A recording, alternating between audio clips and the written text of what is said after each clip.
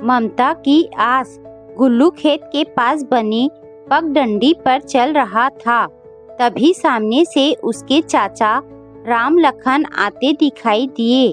गुल्लू जल्दी में था, वह उनके बराबर से निकल गया, लेकिन उसने उन्हें देखा ही नहीं। राम लखन जी ने गुल्लू को टोकते हुए कहा, क्यों बे, चाचा दिखाई नहीं दे रहे? ये नहीं कि राम राम भी कर ले। यह सुनकर गुल्लू छेप गया, माफ करना चाचा, मैंने देखा ही नहीं, वो घर जल्दी पहुंचना था। राम राम चाचा।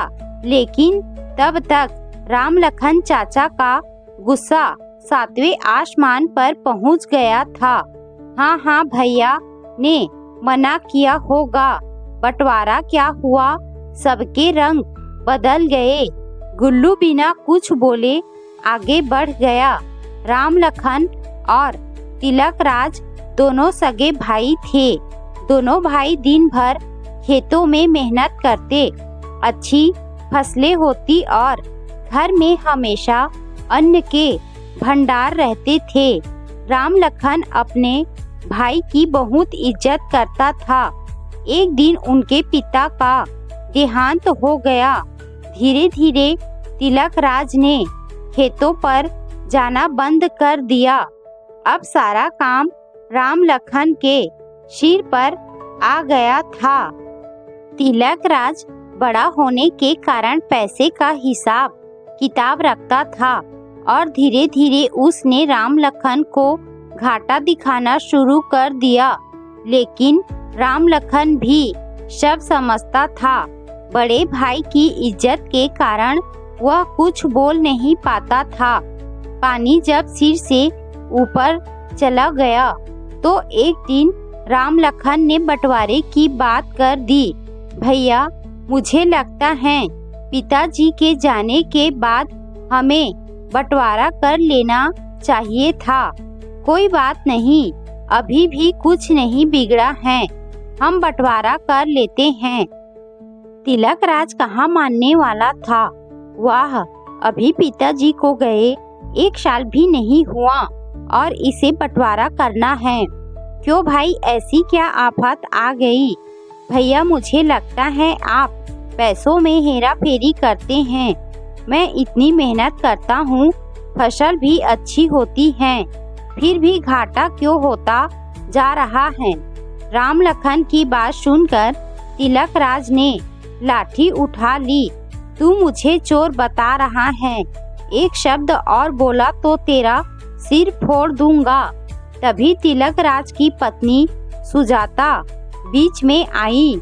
ये आप क्या कर रहे हैं? मेरी शादी के समय ये 6 साल के थे, बच्चे की तरह पाला है इन्हें, जो मांग रहे हैं दे दीजिए। तिलक राज कुछ नर्म पड़ा और हो गया घर और खेतों का बंटवारा। तिलक राज ने अब अपने खेतों के लिए मजदूर रख दिए थे जो काम करते थे। राम लखन अकेला ही पूरा काम संभालता था। राम लखन की पत्नी सुमन अक्सर बीमार रहती थी। उसकी 2 बेटियां थी, लता और आशा। इधर तिलक राज के एक बेटा था, गुल्लू। एक दिन सुबह जब तिलक राज खेत में जाने के लिए तैयार हो रहा था तो उसने देखा राम लखन के घर में कोई नहीं है। खेत पर पहुंचा तो देखा खेत में भी राम लखन नहीं है। तिलक राज मजदूरों को खेत पर काम समझाकर घर आ गया और अपनी पत्नी सुजाता को पता लगाने के लिए बोला, लेकिन कुछ पता ही नहीं लगा। तिलक राज और सुजाता ने पूरे गांव में पता किया, लेकिन कुछ पता नहीं लगा पा रहा था। उन्हें लगा रातों रात दोनों सब कुछ बेचकर भाग गए। इसी तरह कुछ दिन बीत गए। एक दिन राम लखन अपनी दोनों बेटियों के साथ वापस आया। सुजाता ने जाकर पूछा, क्या हुआ भैया, कहाँ चले गए थे? और सुमन कहाँ है? यह सुनकर दोनों बेटियां अपनी ताई से लिपट कर रोने लगी। ताई जी, माँ हमें छोड़कर चली गई। यह सुनकर सुजाता का कलेजा धक से बैठ गया। उसने राम लखन की ओर देखा। वह रोते हुए बोला, भाई उसकी बीमारी उसे खा गई।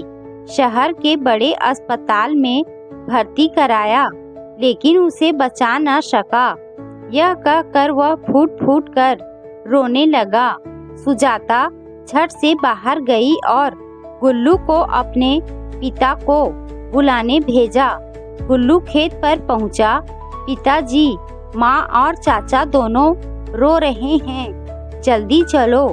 तिलकराज तेजी से घर की ओर चल दिया। घर आकर पूरी बात को समझा। राम लखन को गले लगाया और बोले, चिंता मत कर, मैं हमेशा तेरे साथ हूँ। सुजाता ने दोनों बच्चियों को संभाला। 13वीं के बाद सभी मेहमान जाने लगे तो तिलकराज ने सबको रोका और कहा, मुझे कुछ बात करनी है। मैं चाहता हूँ कि हमने जो बंटवारा किया था उसे रद्द कर दें। मैं अपने भाई को ऐसे नहीं देख सकता। राम लखन, तू सारा काम संभाल ले, सारे पैसे भी रख ले। तेरी दोनों बेटियों की शादी हम मिलकर करेंगे। राम लखन बोला, भैया मुझे भी अब जमीन जायदाद और खेत घर का कोई लालच नहीं है। बस मेरी बेटियों को माँ का प्यार मिल जाए। भाभी इन्हें संभाल लो। मैं जो अब हरिद्वार जाना चाहता हूँ, मेरा सब कुछ आप रख लो। यह सुनकर तिलकराज रोने लगा। वह बोला, ऐसा कैसे हो सकता है? हरिद्वार जाने का समय तो हमारा है, तू कहीं नहीं जाएगा। आज से तेरी सारी जिम्मेदारी मेरी। यह सब देखकर सुजाता अपने आंसू पोंछते हुए बोली, देवर जी, जब मैं आपको पाल सकती हूँ तो क्या दोनों बेटियों को अनाथ छोड़ दूंगी? मेरी ममता में न कोई कमी पहले थी न अब होगी। और हाँ, जिस पैसे के हेर फेर का इल्जाम आपने इन पर लगाया था, वह सारा पैसा इन्होंने शहर के सरकारी बैंक में जमा करा रखा है, तुम्हारी बेटियों के नाम पर। तिलकराज ने हाँ मैं हाँ मिलाते हुए कहा, हाँ छोटे, मैं चाहता था कि सारा पैसा खर्च ना करके उसमें से कुछ बचा लिया जाए। बस एक गलती कर दी कि तुझे बिना बताए ये सब कर दिया मैंने। राम लखन अपने बड़े भाई के पैरों में गिर जाता है। भैया मुझे माफ कर दीजिए, मैंने आपसे कितनी लड़ाई की। तिलकराज ने उसे उठाकर गले लगा लिया। इस तरह दोनों परिवार एक हो गए।